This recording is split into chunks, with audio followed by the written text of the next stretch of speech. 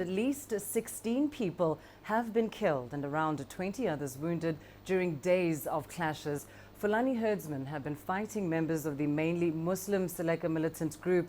The violence erupted on Sunday in the northern Batangafo region. It has now since spread to several towns. The Fulani herdsmen accused the Seleka militants of stealing their cattle. The Seleka group was responsible for the 2012 coup in the country that pitched the country into chaos with intense sectarian fighting. Meanwhile, tensions remain high in the capital, Bamako too.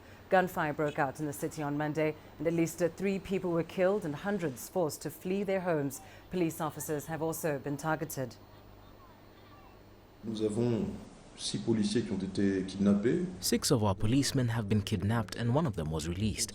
We continue to look into this case very closely. The message of the head of the state is a message of resolve.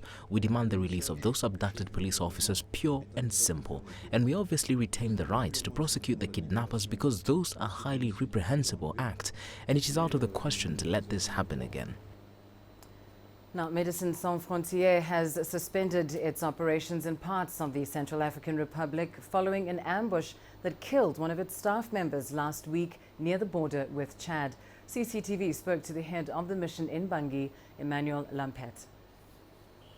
Well, let's say that the suspension during 3 days of non-essential medical activities by Médecins Sans Frontières in the Central African Republic reflects what is going on the field and what is hampering access to healthcare and humanitarian aid work for the beneficiaries, so for the Central African population. These last weeks and for sure the last days have been marked by a regain in violence not only in Bangui, but for sure also in the interior of the country.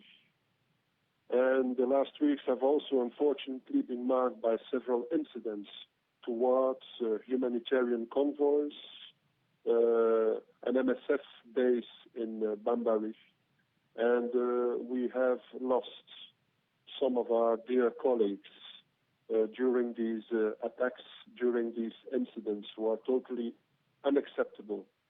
So, as a consequence, we can see that humanitarian work in the Central African Republic, again, and more, is difficult and is facing challenges. And, of course, humanitarian workers, Médecins Sans Frontières workers, are deploring the loss of their colleagues.